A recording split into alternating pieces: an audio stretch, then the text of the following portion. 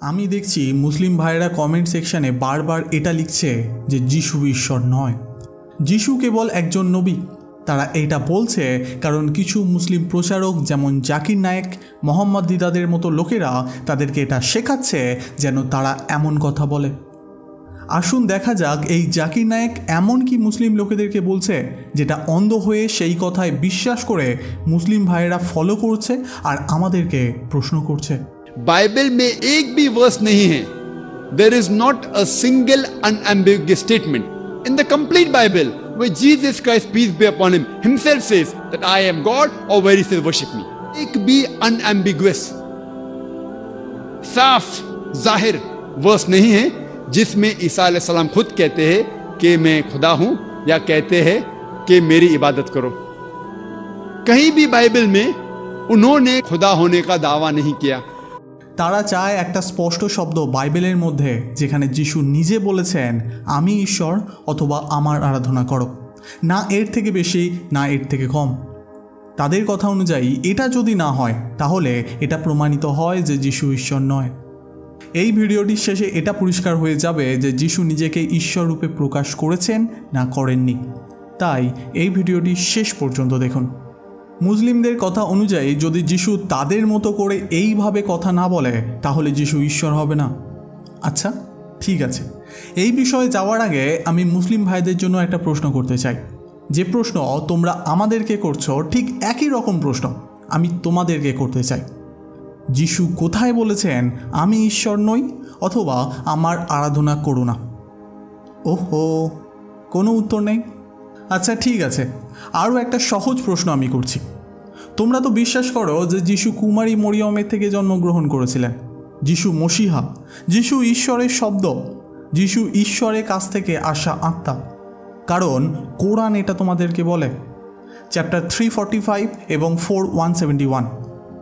যদিও আমরা কেউ বিশ্বাস করি না যে কোরআন ঈশ্বরের দ্বারা লেখা বই বা যিশু কোরআনের মধ্যে কথা বলেছেন, তবুও আর্গুমেন্টের জন্য আমাদেরকে কোরআনের মধ্যে থেকে এটা দেখাও যে যিশু কোথায় এই কথাগুলি নিজের মুখে বলেছেন। তাহলে তোমরা কেন এই কথায় বিশ্বাস করো? যিশু তো নিজের মুখে কখনোই বলেনি। দেখছেন, নিজেদের প্রশ্নেই এরা নিজেরাই ফেঁসে গেছে আর আমাদের দিকে এরা আঙুল ওঠায়। তাহলে আমরা কি পেলাম? মুসলিমরা তাদের নিজেদের বিশ্বাসকেই প্রমাণ করতে পারছে না, আর তারা আমাদের বিশ্বাসের ওপরে শুধু প্রশ্নই নয় আঙুলকেও ওঠাচ্ছে। আসুন এবার দেখা যাক যিশু কোথায় বলেছেন যে তিনি ঈশ্বর। এই বিষয়ে বহু মাস আগে আমি একটা ভিডিও বানিয়েছিলাম। সেই ভিডিও দেখার পরেও মুসলিম ভাইয়েরা একই প্রশ্ন করছে, আর আমি জানি এই ভিডিও দেখার পরেও তারা আবার একই কথা বলবে, কারণ তারা সত্যকে মানতে চায় না। যিশু বলেছিলেন তিনি ঈশ্বরের প্রিয় পুত্র, মুসলিমেরা তা বিশ্বাস করে না। যিশু বলেছিলেন আমি মানুষের পাপের জন্য ক্রুশে হত হব এবং 3 দিন পর আবার জীবিত হয়ে উঠব। মুসলিমেরা কি সেটাকে বিশ্বাস করে? না। এত বড় কথা যিশু নিজের মুখে বলার পরেও মুসলিমরা সেটা বিশ্বাস করে না। তারপর আবার তারা আমাদেরকে এই প্রশ্ন জিজ্ঞাসা করছে। हिपोक्रेसी की भी सीमा होती है।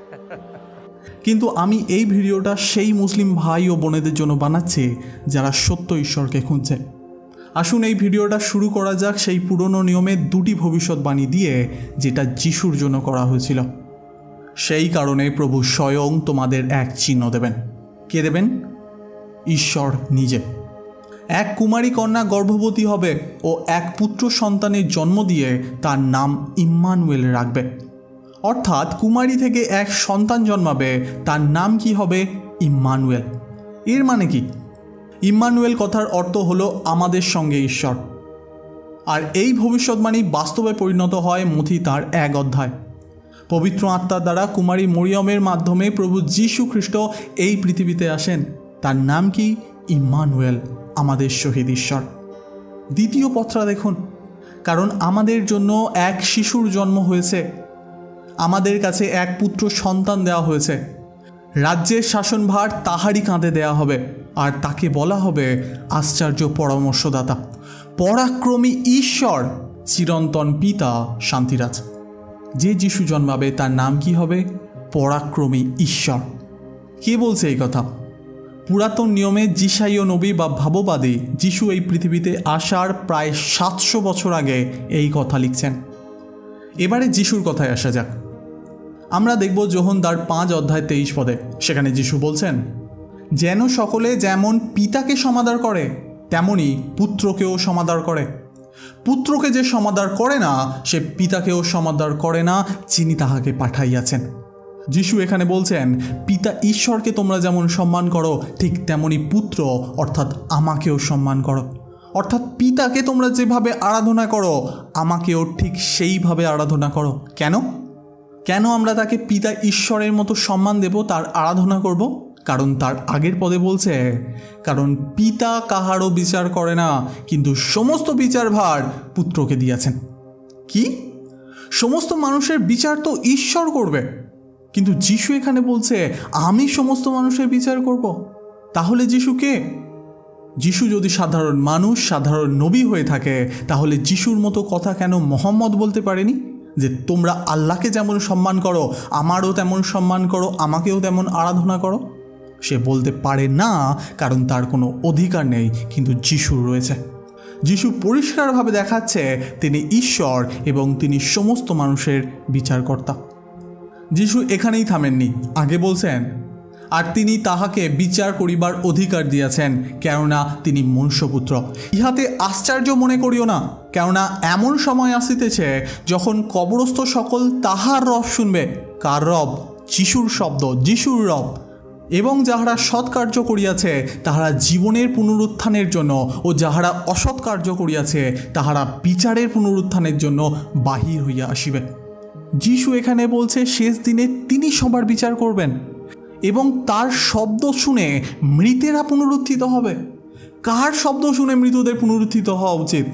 কার কাছে জীবন এবং মৃত্যুর অধিকার রয়েছে? ঈশ্বরের, রাইট? কিন্তু যিশু এখানে বলছে তার শব্দ শুনে মৃতরা পুনরুত্থিত হবে। কোনো মানুষ, কোনো নবীর কি এমন ক্ষমতা রয়েছে যে শেষ দিনে তার শব্দ শুনে মৃতেরা পুনরুত্থিত হবে বা জীবিত হবে? কিন্তু যিশু আমাদেরকে পরিষ্কারভাবে দেখাচ্ছে যে তার কথা শুনে মৃতেরা জীবিত হবে। যিশু যদি শুধু সাধারণ মানুষ, সাধারণ নবী হয়, তাহলে যিশু কেমন করে তা করতে পারে?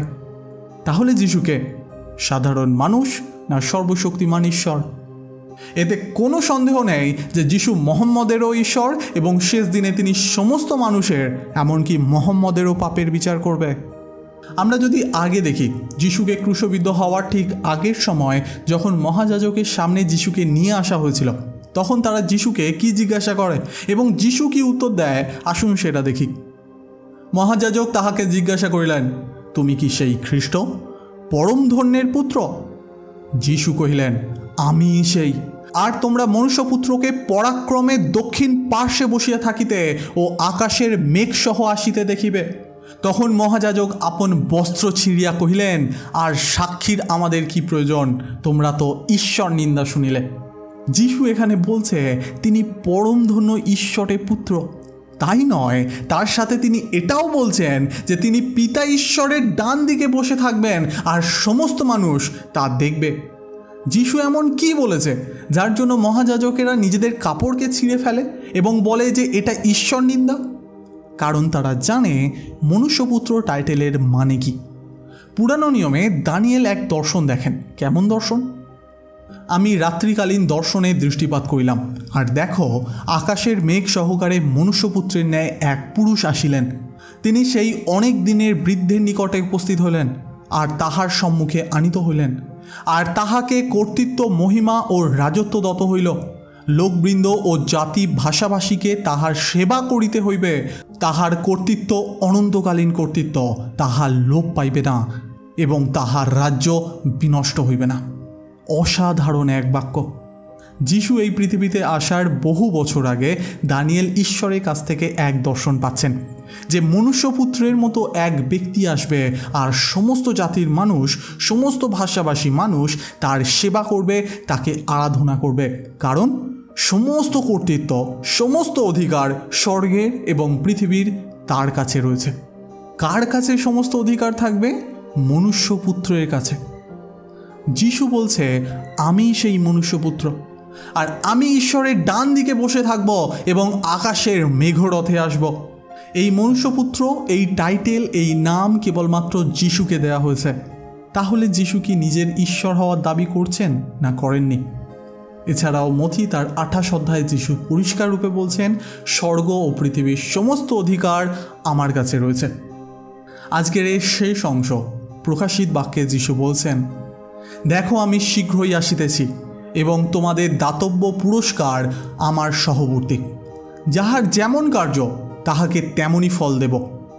আমি আলফা এবং আমি ওমেগা, আমি প্রথম ও আমি শেষ, আদি এবং অন্ত। যিশু পরিষ্কার বলছেন যে তিনি আলফা, তিনি ওমেগা, তিনিই শুরু আর তিনিই শেষ।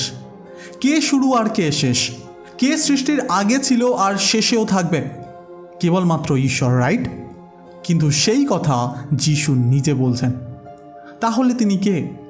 যিশু যা কাজ করেছে, যিশু যা কথা বলেছে, সেটা কোনো শক্তিশালী মানুষ বা কোনো শক্তিশালী নবী কখনোই বলতে বা করতে পারে না। তাহলে আমরা কি বুঝলাম? যিশু কোথায় বলেছেন তিনি ঈশ্বর? যেমনটা আমরা দেখলাম, তিনি বলেছেন, আমি শুরু, আমি শেষ, আমি পাপের ক্ষমা দিয়ে থাকি, আমি পৃথিবীর বিচারকর্তা, আমি পথ, সত্য ও জীবন, এবং আমি পুনরুত্থান। যে আমাকে বিশ্বাস করে সে মরিলেও জীবিত থাকিবে। আমি পৃথিবীর সৃষ্টির আগে পিতার সাথে একই সমান মহিমায় রয়েছি। আমি বিশ্রাম দিনের কর্তা। আমি আব্রাহামকে দেখেছি। আমি ঈশ্বরের মন্দিরের থেকেও মহান। আমি পিতা ঈশ্বরের সাথে এক ইউনিক রিলেশনশিপে রয়েছি। আমি প্রার্থনার উত্তর দিই যারা আমার পিছনে চলে, তা সে যেখানেই থাকুক না কেন। আমার কাছে সমস্ত পৃথিবী এবং স্বর্গের অধিকার রয়েছে। পিতাকে যেমন তোমরা সম্মান করো, ঠিক আমাকেও সম্মান করো। এটা আরাধনাকে দেখায়।